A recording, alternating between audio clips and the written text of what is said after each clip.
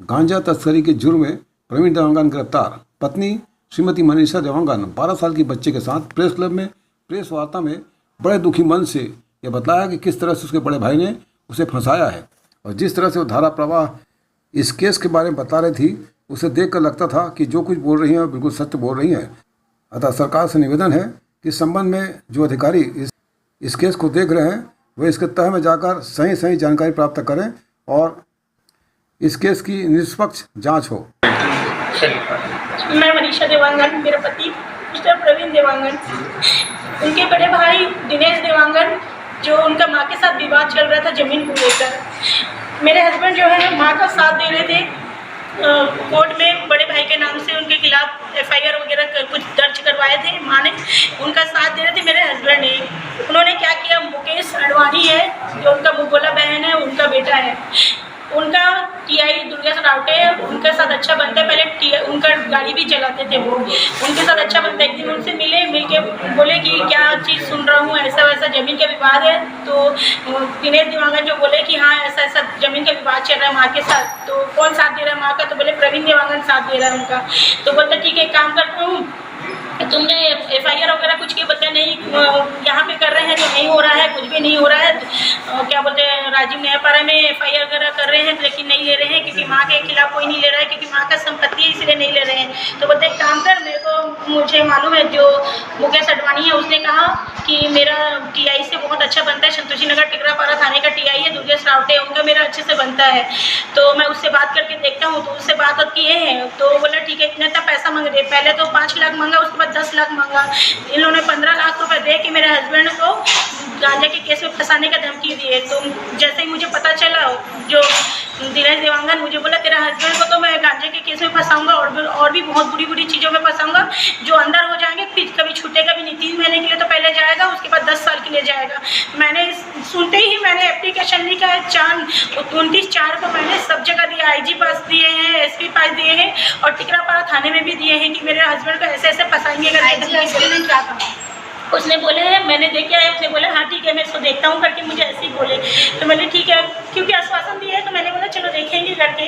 उसके बाद जाके मैं घर में निश्चिंत होकर आ गई। मेरे हस्बैंड को बोले जी तुमको मैं देकर आई हूँ, तो बोले ऐसे आश्वासन दिए, बोलते चलो ठीक है वो करेंगे करके ऐसे बोले। उसके बाद जाके मेरा तबीयत बीच में बिगड़ गई थी। बिगड़ने के बाद मैं 18 तारीख को मेरा इलाज करने के लिए साई हॉस्पिटल लेके गए थे। 1:30-2 बजे की आसपास की बात है। मुझे लेके गए, लेके वहाँ से सीधा मुझे घर छोड़े 2 बजे। छोड़ने के बाद वो नाश्ता करने के लिए जैसे टिकरा क्या बोलते बोरिया के पास गए, वहाँ पे जाके 4-5 पुलिस कांस्टेबल थे, सिविल ड्रेस में थे। जाके उनके धर दबोचे, बोलते हैं चलो तुमको थाने में बुला रहे, TI सर बुला रहे हैं। तो बोले मुझे क्यों बुलाएंगे, मुझे बुलाएंगे तो उनके पास मेरा नंबर भी है, मेरे से बात तो होती है। कोई चीज़ में मुझे बुलाते हैं तो बात तो होती है, तो मुझे बुलाएंगे तो फ़ोन करेंगे। नहीं तुमको जाना पड़ेगा। उसको कॉलर मॉडर पकड़ के सीधा ना घसीटते हुए उनको गाड़ी में बैठा दिया। तुरंत उन्होंने मुझे कॉल किया। करने के बाद बोलते नेहा मुझे ऐसा ज़बरदस्ती मेरे को घसीटते हुए बैठा रहे हैं और बोलते TI बुला रहे हैं। तो मैं बोली तुम एक काम करो मत जाओ, क्योंकि पैसे से तो ऐसे भैया पैसा दे चुके हैं, तुमको कहीं भी और ले जाएंगे, ज़बरदस्ती फंसा देंगे। क्योंकि मुझे पहले से अंदर से मतलब हुआ था कि इनको फंसाएंगे ही करके। तो मैं बोली तुम मत जाओ, मैं आ रही हूँ। मेरे आते तक के ना उनको लेके थाने में चले गए। जैसे ही गए ना तो मैं वहाँ से मुझे पता चला कि थाना लेके चले गए। वहाँ के लोग बताए कि इनको थाने लेके गए। मैं वहाँ से जैसे ही मोड़ की गाड़ी मतलब ऑटो में थी, ऑटो में जैसे ही गई ना अंदर में TI, उसके बाद 15-16 पुलिस कर्मी लोग इतना बुरी तरीके से उसको मार रहे थे, बेहोश हो गए थे। उसके बावजूद मारते गए। मैंने जाके छुड़ाया। TI ने मुझे यहाँ पकड़ के और भी कांस्टेबल थे यहाँ, उठ तू भी बहुत शैल पट्टी मारती, तू भी देगी हम लोग के नाम से केस करेगी, हमारे नाम से हम लोग पैसा लिए, ऐसे लिए वैसे लिए करके। आपको भी बोल रहे बाल को घसीटते हुए ना, फिर महिला कांस्टेबल को भी बुला के पूरा बाल को घसीटते लेके गए। ये 18 तारीख की बात है, 3 बजे की बात है, दोपहर की बात है। 18 तारीख की बात है। मुझे घसीटते लेके गए। फिर दूसरा कंप्यूटर रूम था एक, वहाँ ले जाके और मेरे हस्बैंड को बंद करके बहुत बुरी तरीके से और मार रहे थे। और मेरे हस्बैंड ना जैसे मुझे पकड़ा ना तो मेरे हस्बैंड ना मुझे छुड़ाने की कोशिश करे ना, फिर छुड़ाने के हाथापाई ऐसा हो गया। उसके बाद मुझे तो घसीटते बाहर लेके गए। लेके जाने उसमें CCTV फुटेज भी आएगा, आप देख सकते हो। लोग यहाँ पे लेके गए कंप्यूटर रूम में, लेके जाके एक नेहा साहू नाम की लड़की है, उसको बुला के मुझे बुरी तरीके से मारे, बहुत बुरी। मेरे यहाँ पे ना वो भी लगा हुआ था जो ब्लड निकालते हैं ना, लगा हुआ। बोला नाटक करती है, हाँ नाटक करती करके बहुत बुरी तरीके से मेरे कान का पहना था पूरा काम उनका टूट के मुँह वहाँ पूरा गिर गया। उसके बाद बहुत बुरी वहाँ पे रखे, मेरे को पूरा रात रखे।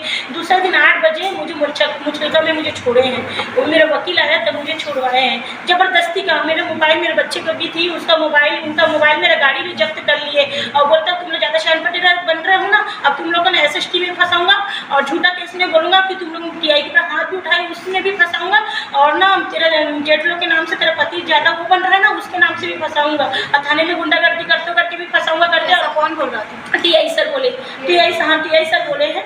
और बोलते हाँ, दुर्गेश रावटे, उसके बाद जाके क्या नाम, और भी कांस्टेबल थे उनके, उन लोग भी मुझे धमकी दे रहे थे कि तू 2 लाख रुपए तो दूसरे से फ़ोन करवाए, मेरे पास रिकॉर्डिंग भी है, 50,000 रुपए दे, तेरे को भी छोड़वा देंगे, तुरंत यहाँ से छोड़ देंगे करके। मैं बोली भैया मेरे पास पैसा नहीं है, मैं नहीं दे सकती, हम गरीब इंसान हैं, रोज कमाते हैं, रोज के खाते हैं, कहाँ से लाएंगे हम, बताओ ना, पैसा तो हमारे पास नहीं है।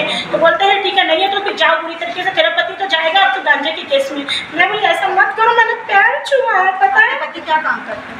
छोटे सा दुकान है, फैंसी स्टोर चलाते हम लोग। गांजा लाए कहाँ से पुलिस वाले? वो अंदर में था गांजा, वो जो कंप्यूटर रूम है ना, वो अंदर से निकाल के ला रहे थे, मेरे को बैठाए, मेरे को मार रहे थे ना, तो तोड़ रहे थे उन लोग गांजे को दौरान मुझे पता नहीं था कि ये गांजा ही है। जब मैंने बाद में पेपर में देखा ना कि पैकेट तो तोड़ रहे थे वहाँ पे, तब मुझे पता चला कि गांजा है, इसी को गांजा बोलते हैं। मुझे पहले पता रहता ना तो मैं बोलती और माफ़ी मांगती। ना पता है हम उनसे साइन करवाए, पूरे कागज में मेरे हस्बैंड से 4-5 पन्ने में साइन करवाए, जबरदस्ती मारूंगा और तेरी बीवी तो मार खा रही तो तू भी मार खाएगा करके, और साइन वगैरह करवाए, मेरे से साइन करवाए लिखित में। पुलिस इतना में क्या लिखे हैं? गांजा कहाँ से मिला?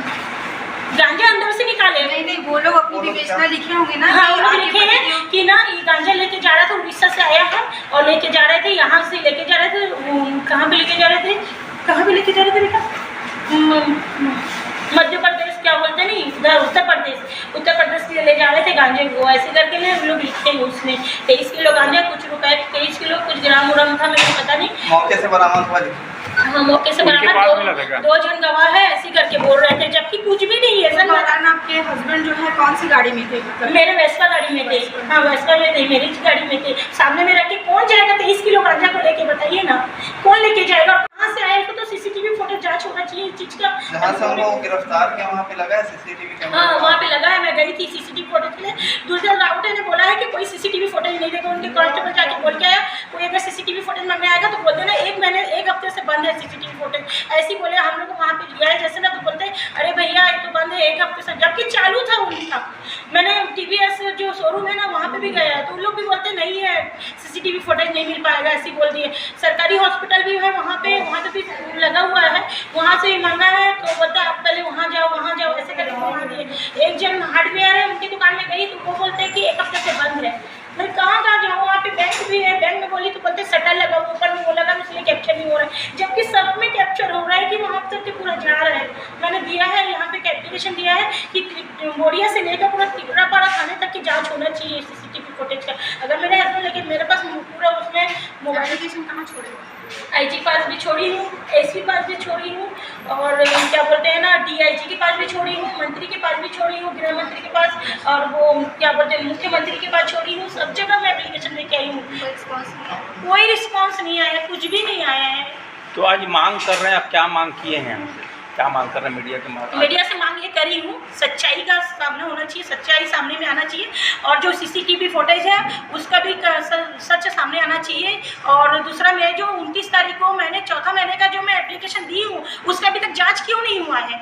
उसका जांच होना चाहिए। उसका बिना जांच हुए मेरे हस्बैंड को 18/5 को जबरदस्ती घसीटते उठा के लेके क्यों आए हैं, जब मैंने उससे पहले एप्लीकेशन दे चुका था? इसका जांच अभी तक क्यों नहीं हुआ है?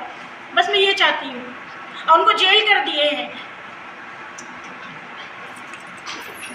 और मेरी एक बच्ची है दीदी, मैं उसको लेकर कहाँ जाऊँगी, बताओ ना, कहाँ जाऊँ मैं? इससे यह भी मालूम पड़ता है कि टिकरापाड़ा थाना में किस तरह से मनमानी डराया धमकाया जाता है और मारा पीटा जाता है। बात चाहे जो भी हो, इसकी जांच होना चाहिए और निर्दोष को न्याय मिलना चाहिए।